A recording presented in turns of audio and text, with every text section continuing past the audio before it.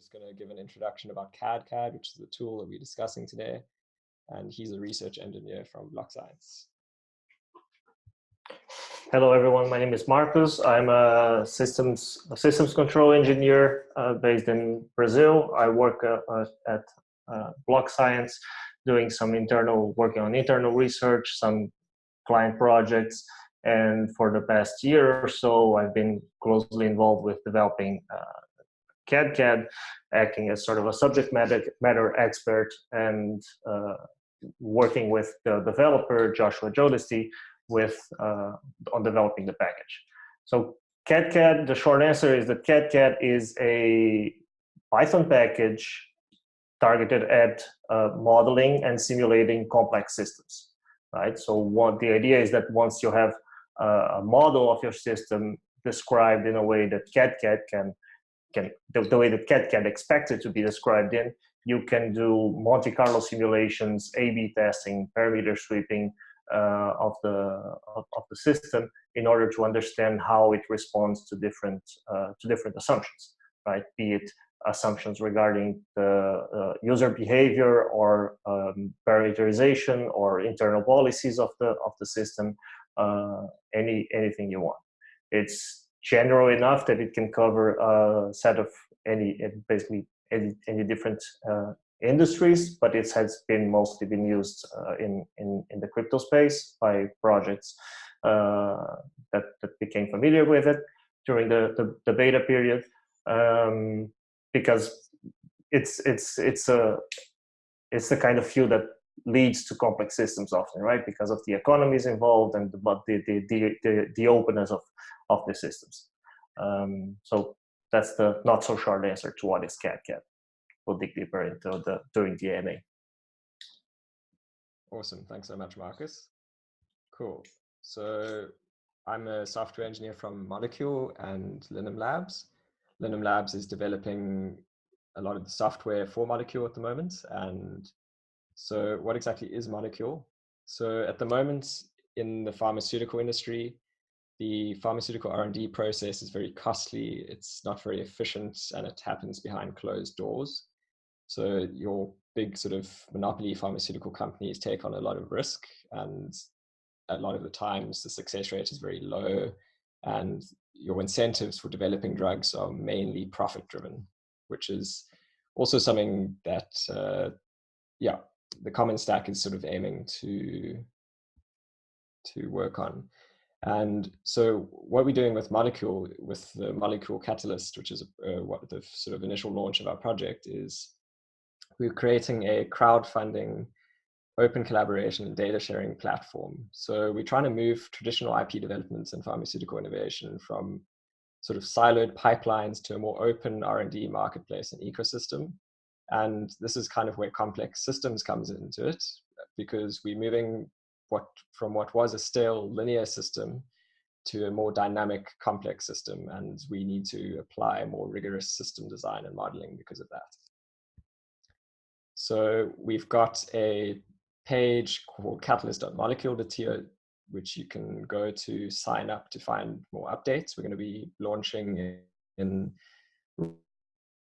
roughly about a month, I think towards November. We've got the initial web app up and running with all the contracts and the modeling we performed. And here you can see a few screenshots from the app. So yeah, looking forward to launching that soon. Cool, we're going to move on to the AMA. So we've been collecting questions from Twitter and the Google form. You're welcome to stop us and ask questions as we go, but there are quite a few questions, so maybe better to leave discussion for the end. So here's the first question, which Markus is going to start with. Cool. So I'm going to go ahead and answer that question along with the next one. So I'm just going to read this one before we move on. What are the steps required to go from an idea of a governance system to modeling and simulating it in cadCAD? And then the next question, which sort of has a similar answer, is if I intend to use a triple bottom line to measure organizational performance, can this be simulated using cadCAD? And the short answer to both questions is yes, both of those things can be simulated using cadCAD. And the process for that is basically the same in both cases. You have to start by describing your system in a way that it can be modeled, right? So we start every process, every project like this, we start by establishing what the system requirements are, and then sort of translating that description, those system requirements that are described in natural language, translating that into mathematical models that can then be implemented in cadCAD. So we like to use some diagramming language that we came up with. If we can move to the next slide, please. We have an example there. Oops, sorry. I thought I had it there. Well, it's okay. I'll post it to the notes. Basically, what we do is we have this diagramming language where we start modeling what are the state variables of the system, and what are the mechanisms through which external agents of the system can interact with the system in order to, and which will result in updating those state variables, right? So be it we're talking, even if we're talking, it doesn't matter if we're talking about governance or we're talking about triple bottom lines. It all boils down to what are the state variables that represent those things that we care about in the system, and how do those things evolve in time? What makes those things change, right? So if we're talking about governance, we might be thinking about something like conviction voting or other voting mechanisms. And there is sort of this interface between the system and the users that allows the users or these external agents to interact with that system, right? And then from there we start collecting some key performance indicators on those, based on the state variables of that system, in order to be able to compare different simulations of the same let's say system with slight variations, right? So if we're doing an A/B testing or parameter sweeping, we're often not interested in in the actual history of each one of the state variables, but some composed indicator that will help us compare those two variations that we're working with. Awesome. Yeah, Marcus, I think those slides didn't refresh in time, but we can show it after the discussion maybe. Yeah, sure, that's fine. Perfect. Cool. So the next question that came in was, what is the process for going from a stock and flow diagram to a differential specification to a cadCAD model? And yeah, I had to kind of go and Google what a stock and flow diagram actually is. But yeah, basically it's the idea that you've got stocks and flows, where stock is a measurement of at one specific time, and it represents the quantity existing at that point in time. And a flow variable is measured over an interval of time. So in this sort of diagram at the top, stock would be maybe the initial sort of hatch phase collateral that you start with in your system, and the flow would be the flow of additional collateral after your maybe augmented bonding curve system starts. At least that's what I think. So in answer to how we set the boundary of our models, so basically by performing things like Monte Carlo simulations and parameter sweeps, these boundaries will sort of become more apparent. And I think, before you start modeling something in cadCAD, it would probably be lying if we said we know exactly what the boundaries of our system are.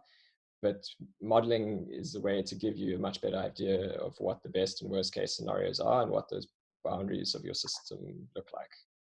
So you should basically try and start simply by parameterizing your stock. And you basically do this based on business knowledge and assumptions.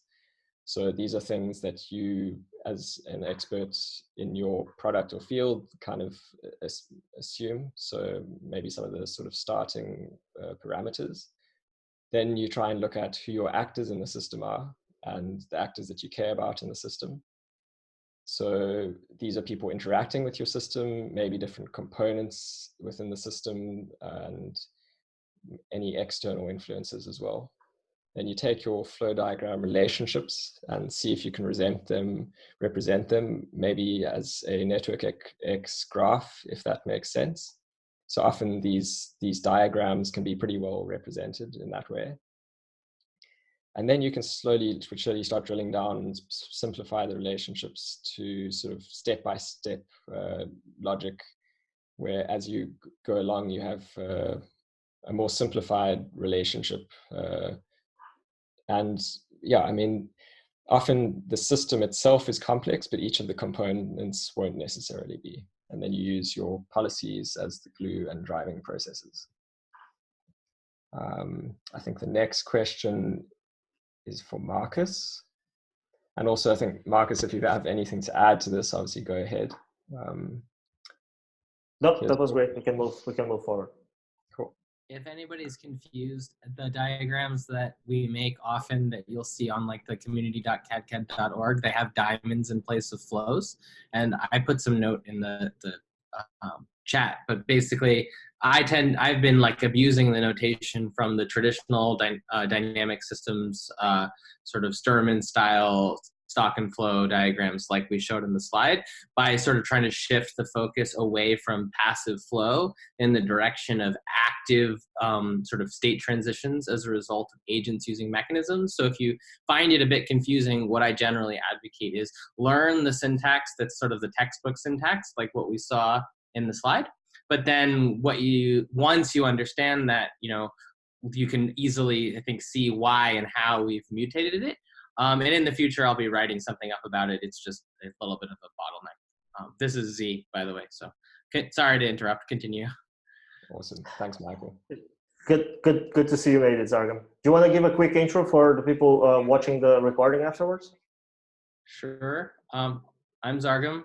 I founded BlockScience. I ramble about math things, and then really smart people turned them into software so that we could make more math things. Yay.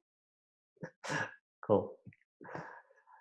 So the next question is, how can mechanism design be applied outside of direct currency systems?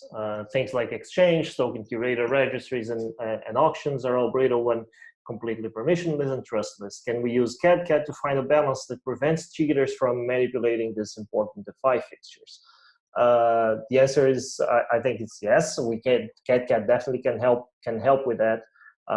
Again, it comes down to modeling, designing the mechanisms, establishing the parameters, and especially making user assumptions in this case, right? So cadCAD is not like the silver bullet that's going to give you the answers to your problems. It's going to help you understand how your assumptions affect the decisions that you're making. So if we're never going to predict how a system is going to behave using cadCAD, what we're seeing is under a set of different assumptions regarding user behaviors and internal system design, how would the system behave, right? If we encode manipulating behavior in the user behaviors of our system model, then we can start designing mechanisms in the system that prevent that kind of manipulation. But they will only be as resilient as we encode them, right? As we program them to be. If we program naive manipulation models, then we will encode naive counter mechanisms in the system, and they might not be representative of the actual manipulating behaviors that we will see in real life once those systems are deployed. Then again, we have some historical data that we can rely on when modeling these user behaviors. We have a lot of economic literature and systems engineering literature in the background to help us design that. But again, it all comes down to how well you model the system and how much sort of this trade-off between digging deeper and building a more accurate model, or staying on a level that's enough for you to make the decisions that you're making.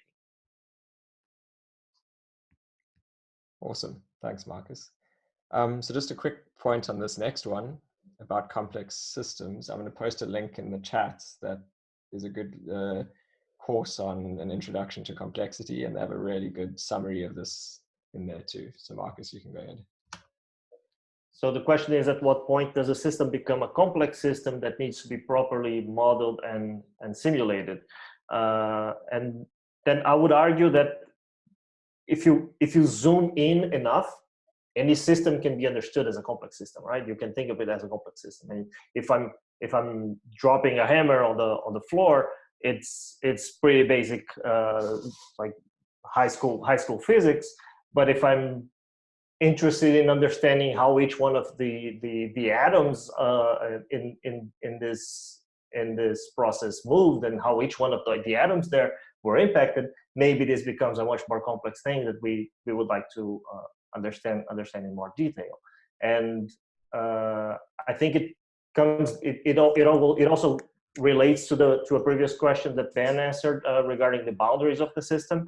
So if we're thinking about the system as sort of a more self-contained thing that doesn't, we sort of treat everything else outside of that as a black box, and we don't care much about that. We just treat those as inputs and outputs of the system. It also becomes a simpler thing if we start modeling different user behaviors, different agents that interact with that system. It starts becoming more complex because it starts becoming more difficult to immediately understand how each one of those components will interact with each other, and what outcome, what kind of impact they will have on the ultimate outcome of the larger, broader system. Awesome. Thanks for this, Markus. Okay, next one. How do you decide whether to treat, or this is exactly what Markus was talking about now, whether to treat a component as a black box or dig in and properly parameterize it? And I think this is a problem that sort of beginners to cadCAD need to tackle. So in the diagram there, you've got a sort of graph, which could be a complex social network. And to model your system, you can dig in and properly parameterize it, or you could treat that same sort of growth in a social network of people interacting with your system as a sigmoid curve, and both of them, one is more complex than the other. So the idea is to make your components as simple as they can be to properly represent the system and reach decisions you need to make. And so usually in a complex system, the individual actors are not necessarily complex themselves. But also, if you don't fully understand a component of a system, sometimes it's easier or better to recognize that and abstract away from it than to try to make too many assumptions about the behavior of the components. And what I found doing some of the basic modeling of Molecule is that you can often tell a lot from the variance or sensitivity to parameter, especially in a black box system, where the system is maybe too complex to model entirely or accurately. So instead, you can look at the best and worst case scenarios. Yeah, obviously, we don't all have the mathematical or engineering background necessarily to properly mathematically model a component, but you can often make some basic assumptions about the components that enable you to treat it as a black box. Can I throw a thought in? Go for it. Oh, thanks, Benjamin. Yes, Markus and Benjamin, I totally agree with you. And the way I think about it is that, yes, all systems are complex. What we're used to doing is just basically filtering out information and interactions to the point that we know we have not up to this time been really looking at complex systems because we've been turning them into linear systems. The complexity arises, primarily at the interactions, right? So if you spend a lot of time looking at how the interactions between state changes, actors, all different parameters change and evolve, that's where your complexity is going to be. Yep, I agree. I'm going to throw in a point I think that might help people too, is that it's important to be clear about what question you're trying to answer. So every model is a perspective on a problem rather than a sort of, perfect representation. There's like, it's always some sort of zooming in, zooming out, choosing the boundaries, etc. And so what you need to remember is that your representation's goal isn't to be right, it's to be useful. And usefulness can come in the form of not just abstracting something, but potentially just doing boundary tests, kind of like what Ben was discussing. Like there are cases where you can just say, well, here's a worst case scenario analysis, or here's a construct that you use to run a test to answer a question. And so it's totally okay to not represent something even in the fullest fidelity that you understand if that extra detail is not actually helping answer the question at hand. And so that's just a quick check, is always use the simplest model that's sufficient for the questions you're asking. Ideally, there'll be some complexity, some interconnections. That's why you're modeling, but you don't have to add complexity just because you can. Great. Oh, can I throw in one other thing that might be really helpful for folks getting started? Yeah, so it's interesting. So when we talk about boundaries, one way to think about that is in terms of, the boundaries of a variable, right? But I think that that would be thinking that could lead some people a little bit astray. And the way I think about it is boundaries around, something that you're studying as a container, right? So in that way, you're looking at the interactions in and out of some kind of subsystem, and that basically allows you to chunk the system that you're studying more readily, rather than looking at you obviously have to look at boundaries of individual variables, but looking at, boundaries of chunks of stuff is good. Subsystems. Yeah. Great. Thanks, Brendan. Yeah, it's great having all this discussion come out. I think, let's move on to the next question. So Markus, this one's for you. So the question is, what are the new features I would most want to see added to cadCAD next? I'm particularly excited about things we've been working on. Joshua Jodeci, like I mentioned, the developer, the main developer in cadCAD, has been working on a version that will have native support for distributed computing. So we're talking about performance gains. That will help us a lot when designing and modeling real large simulations, something we have been struggling with. Something that I would also like to see us as a community sort of build on, in terms of, it's not so much features but more of a sort of best practices, are ways around this until that's more broadly available, because again, it's distributed computing, right? It depends on cloud computing and things that not everyone has access to. So sort of standardizing the ways around performance bottlenecks with data streaming and data reading, data writing is also something I would like us to see explore a bit more. Yeah, that's awesome. I think those are all features we're looking forward to seeing. I remember a few people in the group sort of not knowing how to deal with large data sets and storing that data and accessing it for things like CPU on a CPU versus GPU and RAM use and various other parameters. Sure. So yeah, there's a lot of upside for people building out reference models that use different features from the data science aspect of the Python ecosystem. We built it in Python for a reason, to enable that, but up until this point, we've just done what we need to do. But as the number of users and their use cases grows, you'll see lots of opportunity for people to take advantage of those synergies, and I'm hoping to see that just sort of find its way into the community forums and whatnot, so that people don't have to reinvent the wheel with those interconnections with the data science tools as Python. Yep. Awesome. Yeah, the community cadCAD discourse channel is a great place to go and discuss these things. Cool. This one's for you, Markus. So the next question is about user interfaces to cadCAD other than Jupyter notebooks that would allow non-technical users to explore model scenarios and get a feel for system dynamics. This is something that we have been working on at BlockScience. You can see the common stack models, for example, in the form of web apps, where you can just go to a website, set some of the parameters or some of the assumptions that you as a user or of the model are inputting, and then in the background a cadCAD simulation runs and returns the results, right, as graphs.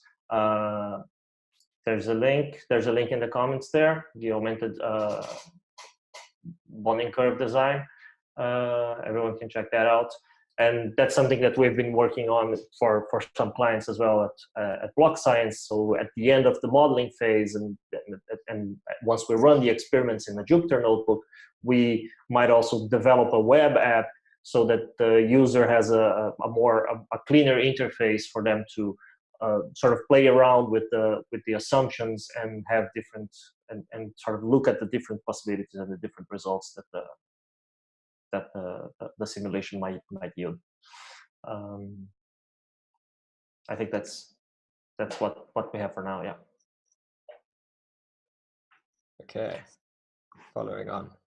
The next question is, would there be easy-to-use templates for governance in economic systems people can just take and customize for their markets communities? And I surely expect that yes, that we will reach that point in time. We have some of that already with the sort of trying to build on that with the augmented bonding curve and the conviction voting mechanism, the models, the three-sided market models, things that are in the GitHub repos, like the cadCAD tutorials and the common stack repos. But the idea here is that one of the fundamental things about cadCAD, I think, is that once the whole community that uses cadCAD will be able to draw from these different projects that have been using cadCAD to model their own system and start to just pick those components up and use them as components in their own systems, right? Sort of like as plug and play as possible. Just get a lot of reusability from this design.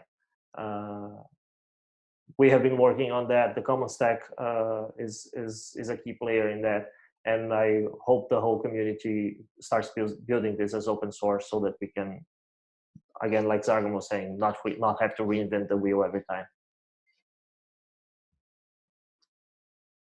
Awesome. Yeah, there's some great resources on GitHub and all the various channels. I think we've got some links to them at the end as well. Here we go. This is the question. So what cool things have been modeled in cadCAD, and what is the best way to find cadCAD models to fork and work with? Is there a central repository, or do we just search cadCAD on GitHub? Again, because this is open, we don't really have we can't really have a central repository. We do have some things in a main repository, like we have the tutorials and the reference models in the main cadCAD repo and the cadCAD tutorials repo that we control at BlockScience. There's I know of the token engineering repo that came out of the Diffusion Hackathon last week. There's the Common Stack GitHub, of course, that's going to add where you'll be able to find some of those models as well. And then I'm sure Molecule has some stuff that's open source or will be open source as well. So there's lots out there, and maybe we can put together as a community some kind of like a cadCAD awesome list. I know some people have started working on this already. Maybe we can build on top of that and start collecting that in a central repository. But ultimately, we will have to search cadCAD on GitHub in order to have the full picture. Awesome. Cool. Next question.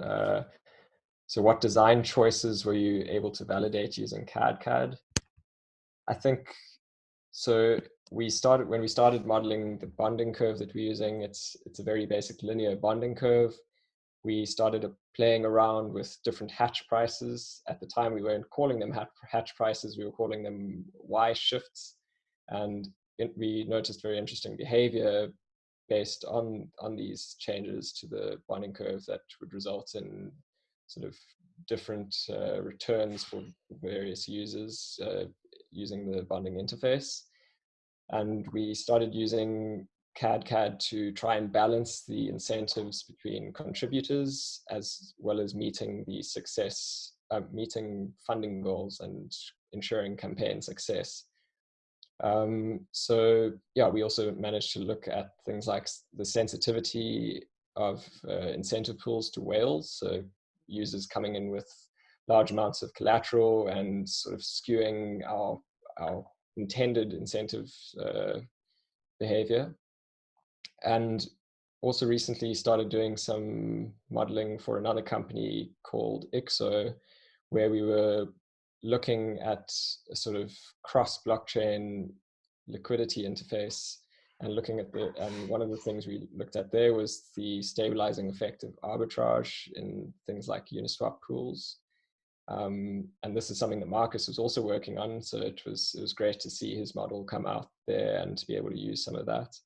And in general, I think just being able to, run a system through various parameter sweeps or Monte Carlo runs and seeing how robust the system is under different conditions. I think it really allows you to understand your system a lot better. I think that anyone, not just software developers and sort of people involved in the design of a system can benefit from sort of understanding the idea of complexity a bit more. And that's one of the things that we benefited from the most, was introducing this idea of systems engineering into our software development pipeline.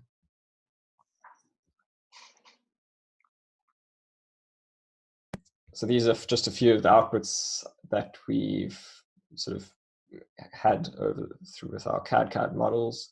We were looking at various parameter sweeps here, looking at a basic linear bonding curve, a linear bonding curve with different hatch phase prices, and sort of doing a flat 100% collateralized distribution, various things that we've now gone on to implement in the Molecule contracts. We also looked at things like the way that Solidity's fixed points operations, how they affect variance and sensitivity to bonding curve parameters. So we sort of modeled Unit 256 Solidity in Python/cadCAD. Here you can see a few of the sort of experiments that we ran for looking at the stability of a liquidity pool spot price. This is looking at the behaviors of various users of the system, whether they, and this is a very simplistic sort of two very simple behaviors, either buy and hold or seeking a return on investment. And something as simple as that can have a very big effect on the system, something that we didn't immediately have an intuition about. Okay, so this question was for Molecule: what was the first or biggest revelation you had after simulating our system in cadCAD, and what's the biggest value add cadCAD has provided in the engineering design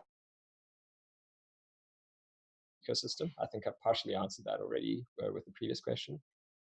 But yeah, I think just understanding complexity in a system, the interaction of different actors in the system, and answering questions that didn't have any sort of intuitive answer, even though sometimes you can make assumptions and think they do have an intuitive answer.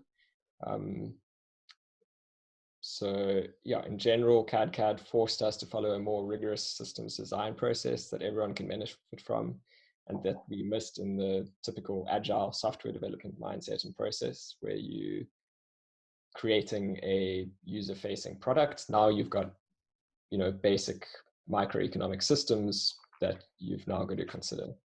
And I think, yeah, there wasn't a huge barrier to entry before we started to see the benefits of cadCAD.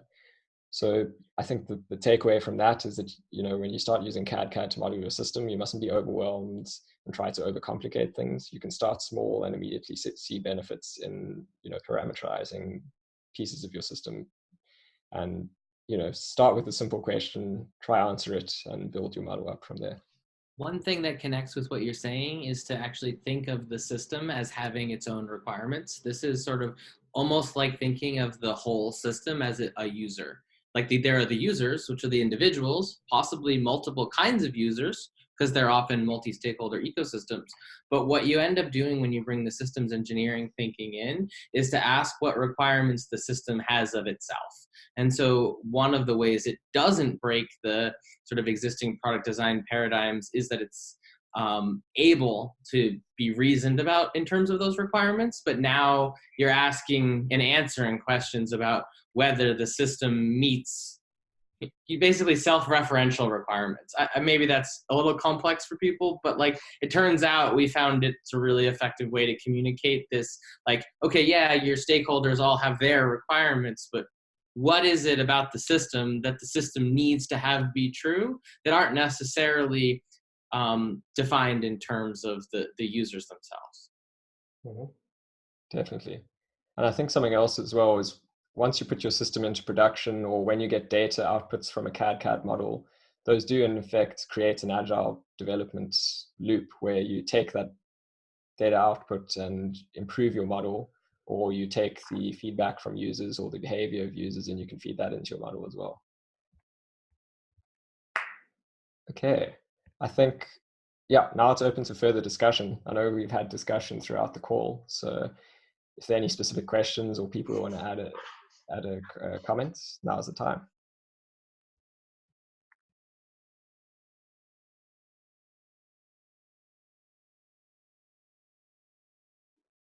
I think we can also look at the chat. I think we've been slowly answering those questions as we go along.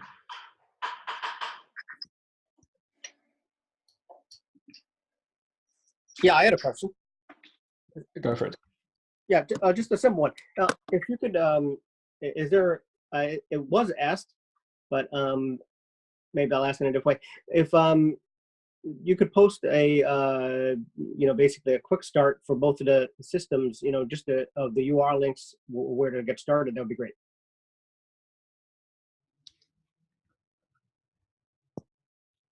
So, yeah, I think if Markus or Michael have a better comment on that, otherwise we've got these links as well. Yeah, I think that the community is the place to start. I mean, all the discussion happens there, and there's a lot of introductory topics in there that can help newcomers. The documentation for cadCAD is also reasonably good in GitHub, though. I recommend checking out community.cadcad.org first, with a little bit of an effort towards, there's some articles that are a little bit more about concepts and some that are a little bit more about application. And once you sort of feel like it makes sense, you can either drive right into the tutorials that we have posted, which includes code mostly written by Markus, some videos created in collaboration with Andrew, and you know, ideally you just like clone those and start like mutating them and figuring out, getting a feel for what you can do. Community.cadcad.org. Yes, that's right. Okay, great, thanks.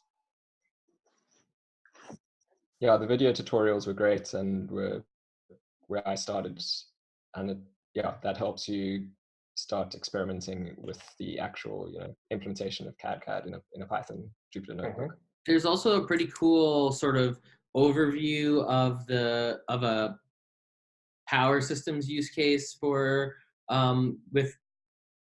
it's with a company or entity called Freelio, which is I don't know if you've met Shebnam. She's sometimes in these calls. Her team has made a pretty detailed use case involving sort of community ownership of a local solar like array combined with a battery called a solar tainer. And I know they've published some writing about the use case. There's also code because we used it as the launch point for the hackathon. And I think as soon as Colin, who's on their team, is ready to share his code, that'll actually be a really good starting point.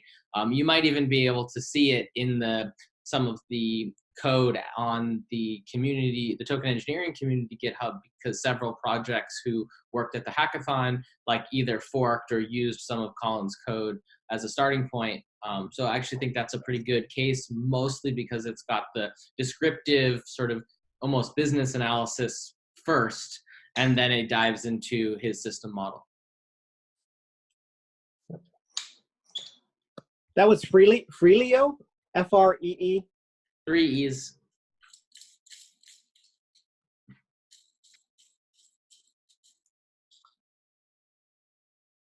Ben, do you think we could pull up those diagrams in slides 10, 11? Yeah. I hope refreshing doesn't break your presentation. No problem.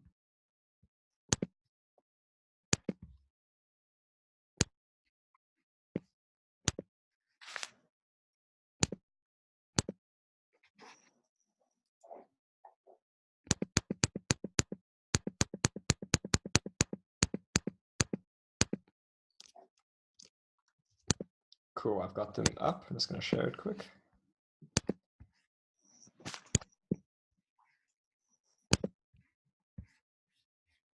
Okay, can you see that? Yes. So that's the kind of diagramming I was talking about in the first 2 questions, where we sort of start describing the system in terms of what are the state variables that describe it. So in this case, there you see the state variables as those cylinders, sort of database like figures there, the components, like the ARC tokens in the purple top flow. And then we have the mechanisms of the system as those orange pink diamonds there that sort of describe, well, when are those state variables updated, right? What are the mechanisms, what are the interfaces that we provide for users or any external agent that interacts with the system that that results in a change to those state variables.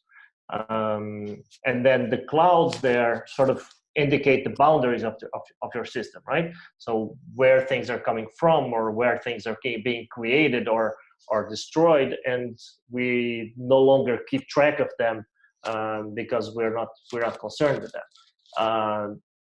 That's the kind of thing where, again, going back to Brendan's point about the interactions giving rise to complexity, and again talking about the black models or digging deeper and modeling the system in more detail.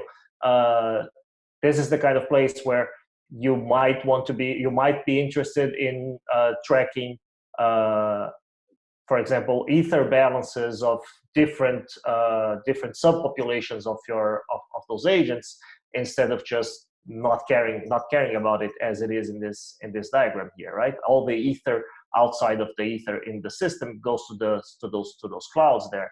So we're not keeping track of them, but maybe we want, in some cases, we want to dig deeper and start modeling that in more detail. So once we have that covered, we move to the next slide, where we have the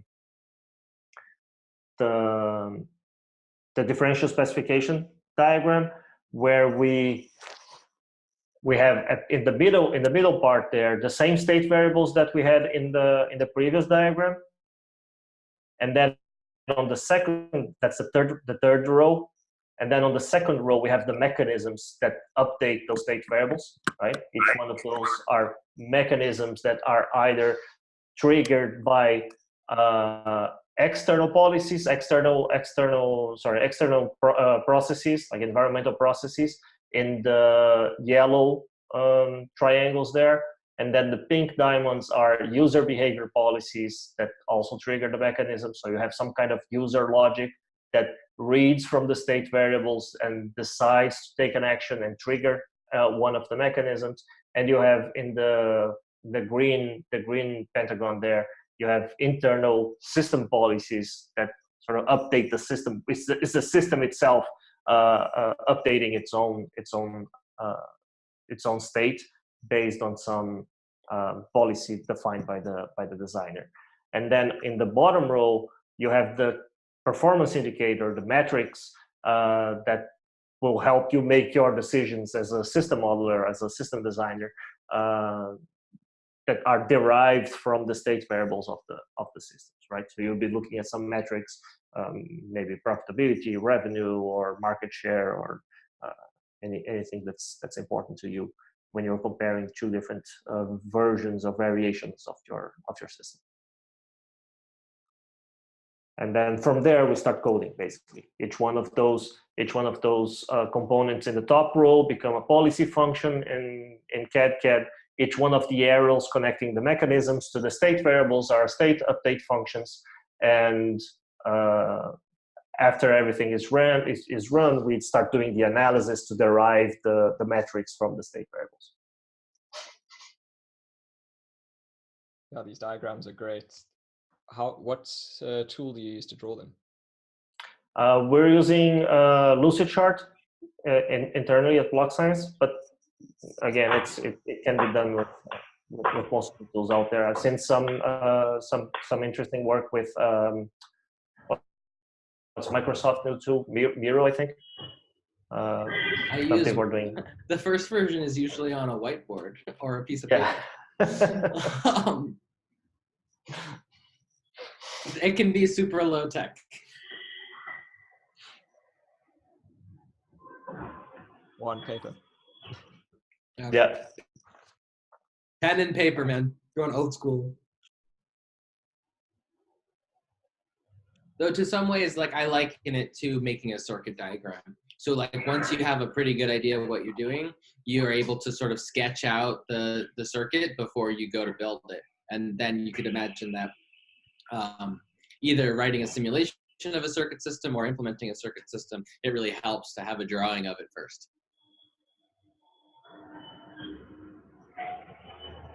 Definitely, and I think that's just one of those, it's just another thing that using cadCAD has kind of introduced into our design flows, first creating a diagram, first working on paper, it's things that you sometimes forget to do. Yeah, great process.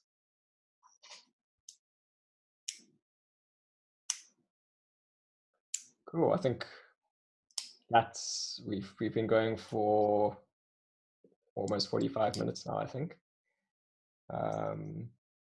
There's a bonus question that just popped up in the chat there from Paul. How do you envision machine learning or AI to interact with cadCAD simulations to optimize parameters and behaviors? Do you mind if I do this one? Yeah, go for it. Cool. I don't want to like jump the queue, but so in terms of those are two separate questions in some ways. So when it comes to using it to optimize parameters, you have to be really careful about the word optimize over the word tune, because in reality, optimization is inherently fragile because it tends to mean over optimizing for what you've observed so far at the cost of what hasn't happened yet. So most of the time when we use data to create as many stochastic processes, or like we learn process models and then run Monte Carlo experiments with many different realizations of the same processes. And that's actually already an ML technique because it's using a model of a stochastic process, data, fitting the stochastic process, using the stochastic process as a driver. Now, if you want to take it from there to sort of the next level of optimization on the parameter space front, you can imagine running big complex simulations with lots and lots of different parameter sweeps, and then using machine learning techniques to detect the sort of precursors to phase shifts and start to really uncover complex sort of dynamical properties.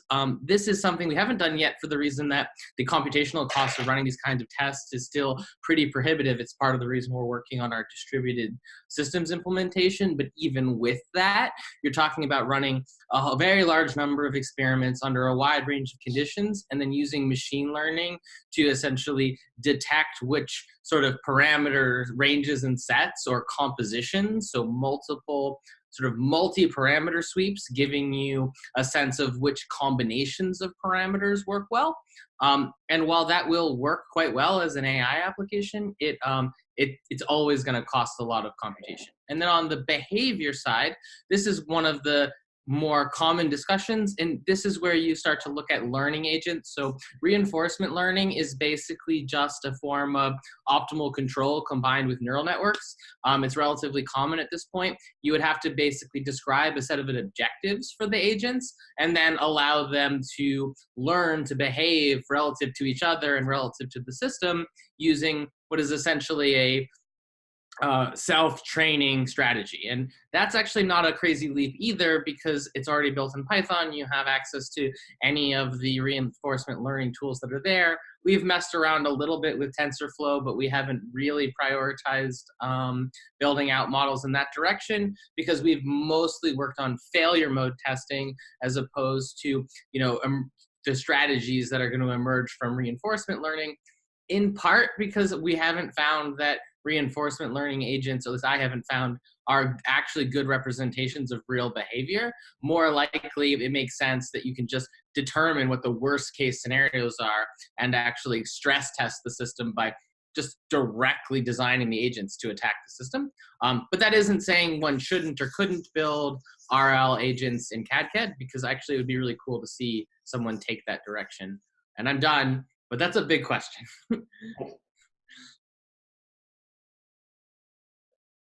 Awesome answer. Who was speaking? Oh, that was Michael. Oh, Michael, great. Yeah, I'll just add.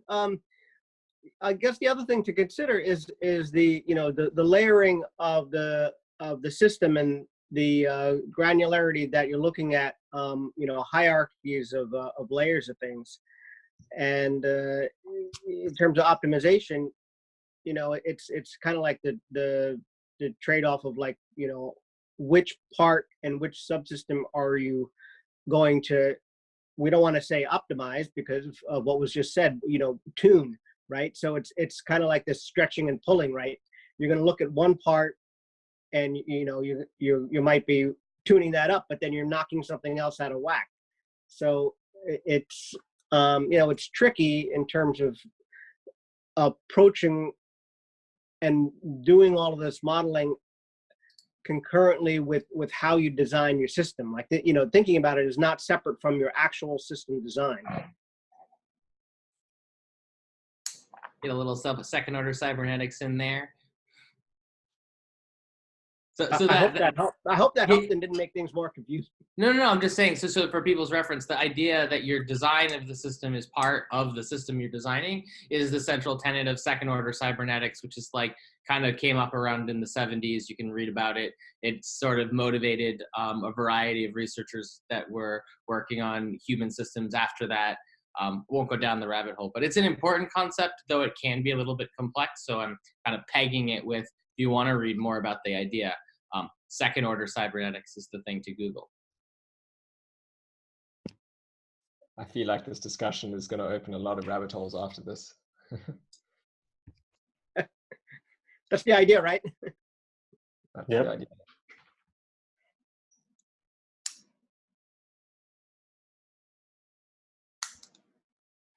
So we have a bonus question number 2. Does somebody want to field it? I'll read it off for you guys.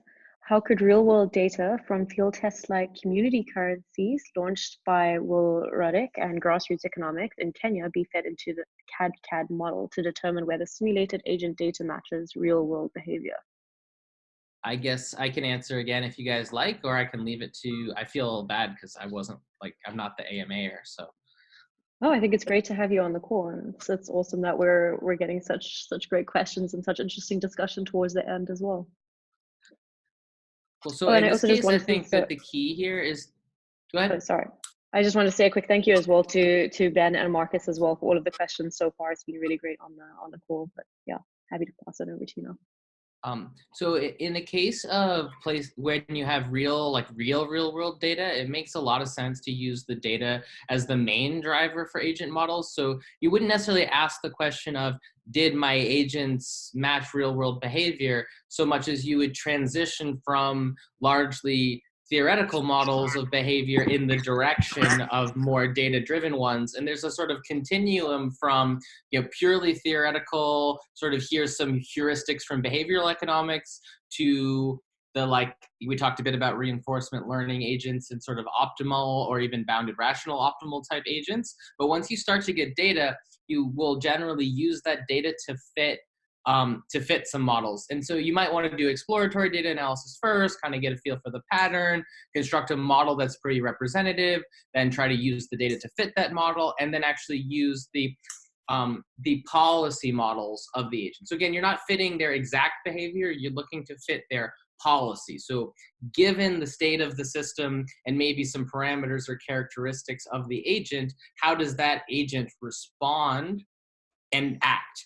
And so you get an input-output operator, much like all of our other decision systems, that say, here's what I've observed and what I know, and as a result of my own private, preferences, priorities, norms, etc., I will do this thing, and you can actually fit or learn those models from data. So it's a nice mix between theory, usually on the behavioral economic side of things, with the data to sort of tune the parameters.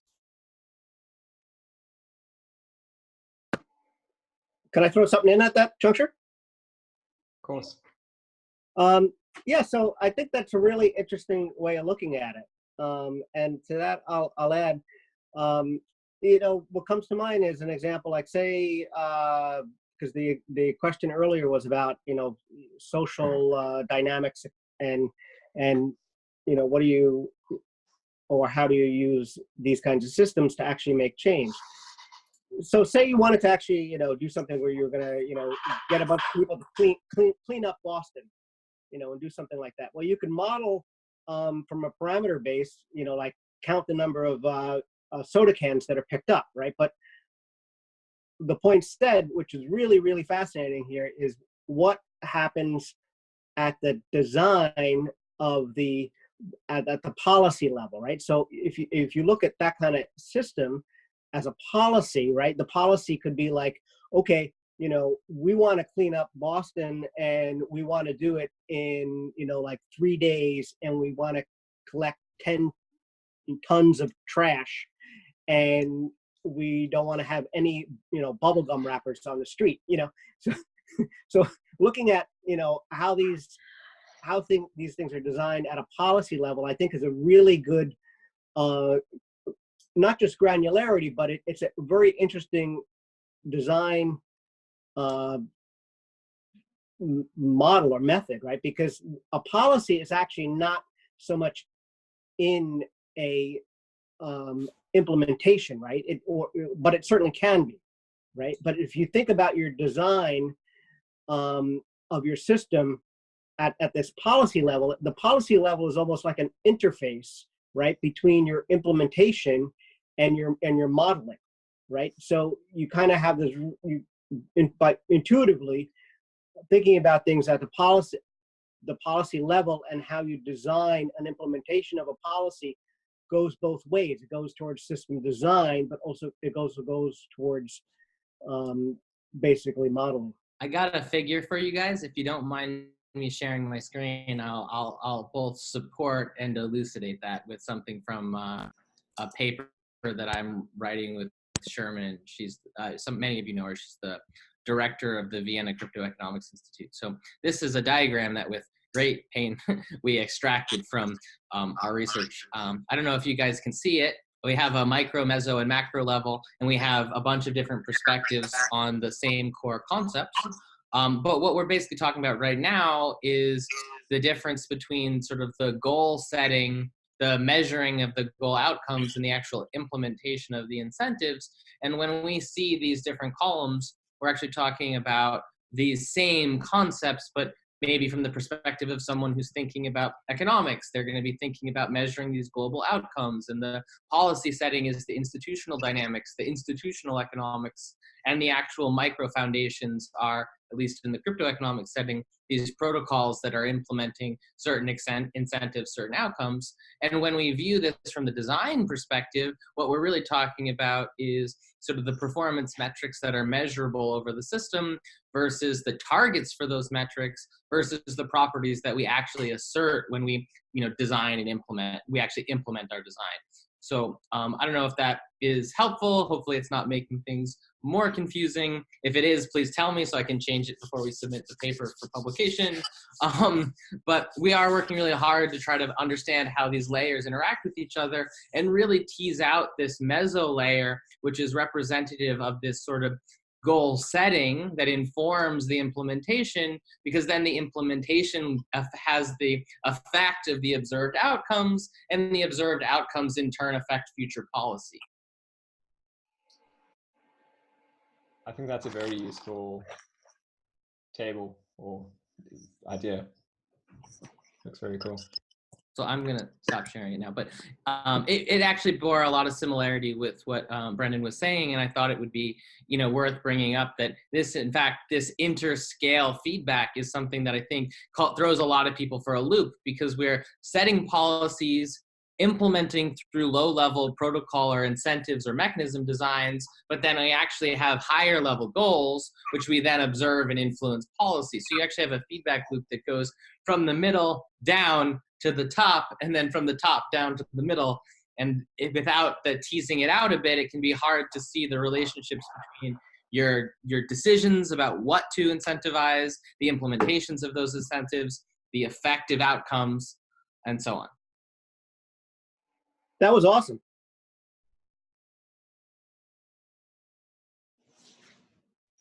Great. Thanks, Michael and Brendan. Really appreciate the additional inputs to the session.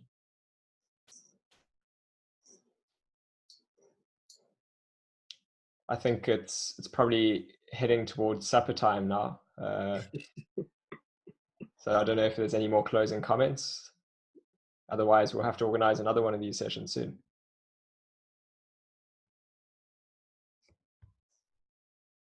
I think there's one more bonus question if somebody wants to field it, and then we call it. I'm watching the chat. Yeah, that's from Cameron. He's asked, do you expect the emerging field of research from cadCAD's application to be axiomatic or cataloged? In other words, if there was a singular collection of knowledge as a result of this collaboration, would it be a set of axioms or theorems, or a catalog of related phenomena and measures? I think, Michael, you're welcome to take this on, or Brendan, or whoever else. I'm happy to. I'm going to answer actually that I don't actually think I would approach it as either a set of theorems and axioms or as phenomena and measures. I actually view it as more, I don't know if this is the right thing, but like, I think of it very epistemologically. So I view cadCAD as a way of merging a sort of theoretical basis, which is axiomatic and theorem-like, with a computational sort of experimental process with the observation. So each one of those things, the theory, the computational experiments, and the empiricism, provide a unique perspective on the phenomena of interest, and that the main output is actually the ability to marry the three into a multi-perspective view on the systems that leads to sort of more predictable, more useful outputs for people. And so the actual outputs for people, whatever it is that the design goals are, is the actual main goal. So it's almost like, as an engineer, I'm like, we succeed when we make the things people need and the people use those things. I don't know, is that helpful, Cameron? Yeah, I like that. He says a mesoscale bridge. Nice analogy.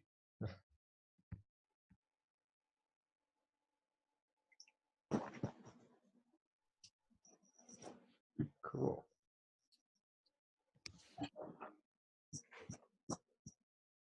All right, I'm happy to close things up here, I think. I just wanted to say again a big thank you to Ben and to Markus and to Michael and to everyone as well that participated in the discussion. I think that this was a really great session. If you do want to continue the conversation, you're also welcome to pick it up again in the Molecule Telegram. I'll post the link now, or on Twitter, or via the cadCAD forum. But yeah, thank you so much everyone for joining. Yeah, that was great. Thanks. Thanks everyone at Molecule for organizing this. Have a blast.